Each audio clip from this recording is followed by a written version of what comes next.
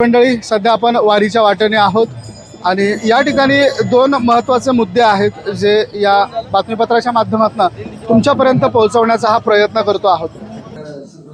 वेडा माणूस आहे, वेडा माणूस आहे, त्याला एक सवय झालेली आहे काहीतरी वक्तव्य करायचं आणि काही दिवसानंतर क्षमा मागायची लोकांकडून। तुम्ही बोलतो कशाला? तुम्ही आपल्या कॉन्स्टिट्युएन्सीच्या बाबतीत का बोलत नाही की गोवंडीमध्ये तुमचे लोक कशा ड्रग्सचा धंदा करत आहे? हे मुद्दे महत्त्वाचे आहे। विधानसभेत याच्या अगोदरचं जे विधानसभेचं अधिवेशन सुरू होता, पहिला दिवस जाऊन त्यांनी काही समाजाची देणं घेणं नाही, आपल्या कॉन्स्टिट्युएन्सीचे देणं घेणं नाही आहे। त्यांनी मुद्दा काय काढला की औरंगजेब। आणि त्यावेळी सुद्धा मी बोललो होतो की हे अबू आसिमने स्वतः बोलले नाही, त्यांना देवेंद्र फडणवीस आणि एकनाथ शिंदे साहेबांनी बोलायला लावले होते, बोलके धनी होते त्यांचे। आणि आता विधानसभेचं अधिवेशन येत आहे, वारकरी समाज त्या माणसाला इतकं कळत नाही आहे की वारकऱ्यांची काय परंपरा आहे करके। मी एक पत्रकार असताना मी पंढरपूरला किती वेळा ते कव्हर करण्यासाठी गेलो। म्हणजे ते कोणत्या जाती धर्माशी संबंधित वारकरीचं हे नाही असतं। पंढरपूरची यात्रा जी आहे ना, त्याच्यामध्ये किती मुस्लिम शेतकरी सुद्धा त्या वारकरी म्हणून तिथे जातात आणि त्याचा एक इतिहास राहिलेला आहे की शेतकरी लोक सगळ्याला पेरणी करून तिथे जातात, पायी जातात।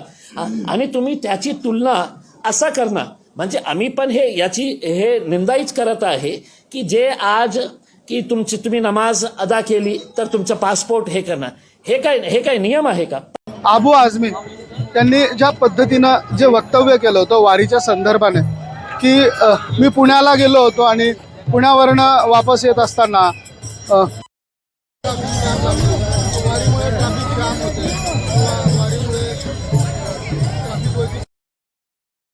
मग वारीच्या ऐवजी ट्रॅफिकच्या समस्या प्रचंड मोठ्या आहेत, अशा पद्धतीचे वक्तव्य, अशा पद्धतीचे वाक्य हे अबू आझमींनी उद्गारले होते। आणि त्यावरती संपूर्ण महाराष्ट्रातून एक वारीच्या संदर्भाने आणि अबू आझमी यांच्या वक्तव्याच्या संदर्भाने संतप्त झालेल्या वारकरी व्यक्त करण्यात आलेला होता।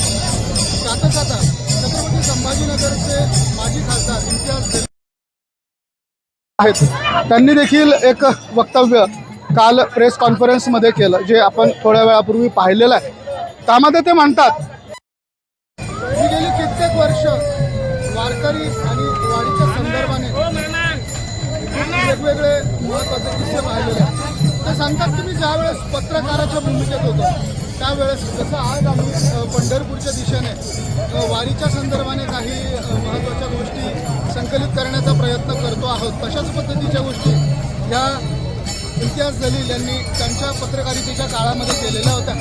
आणि त्या करत असताना वारकऱ्यांच्या सोबत आपण गेली कित्येक वर्ष राहिलेलो आहोत। वारकऱ्यांच्या सोबतीने आपण पैठण पंढरपूर, आळंदी पंढरपूर अशा वारीचा प्रवास केलेला आहे। आणि हे करत असताना त्यांनी वारीच्या संदर्भाने त्यांच्या महत्त्वाच्या आठवणी या ठिकाणी नमूद केलेल्या आहेत। तर अबू आझमी यांनी केलेलं वारीच्या संदर्भाचं जे वक्तव्य होतं, त्या वक्तव्याचा निषेध हा या ठिकाणी इम्तियाज जलील यांनी केलेला।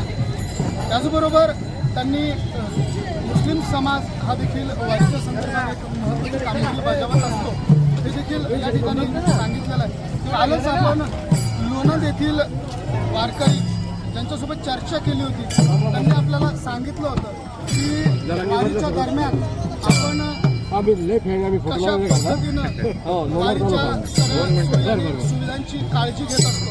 त्यांनी आपल्याला सांगितलं होतं की वारीच्या मार्गावरती जे मांसाची दुकानं आहेत किंवा जे मद्याची दुकानं आहेत, ती मद्याची आणि मांसाची दुकानं या दरम्यान वारकरी ज्या मार्गावरनं वारीच्यासाठी जात असतात किंवा पालखी मार्ग ज्याला आपण म्हणतो, त्या पालखी मार्गावरती या सगळ्या मांस आणि मद्याच्या दुकाना बंद ठेवल्या जातात, या संदर्भाने काही वक्तव्य केलेली होती। तर तशीच वक्तव्य किंवा त्याला अनुसरून एक चांगली भावना मुस्लिम बांधवांकडनं देखील वर्तवली जाते। आणि त्याच पद्धतीचं वक्तव्य हे छत्रपती संभाजीनगरचे माजी खासदार इम्तियाज जलील यांनी देखील केलेलं होतं आणि त्यांनी अबू आझमी यांचा निषेध या निमित्ताने केलेला होता। तर सांगायची गोष्ट अशी आहे की वारीच्या निमित्ताने जे मंडळी प्रवास करतात किंवा ज्यांना अडचणी येतात अशामध्ये देखील असंख्य मुस्लिम बांधव असे आहेत की जे या माध्यमातून त्यांची मदत करत असतात.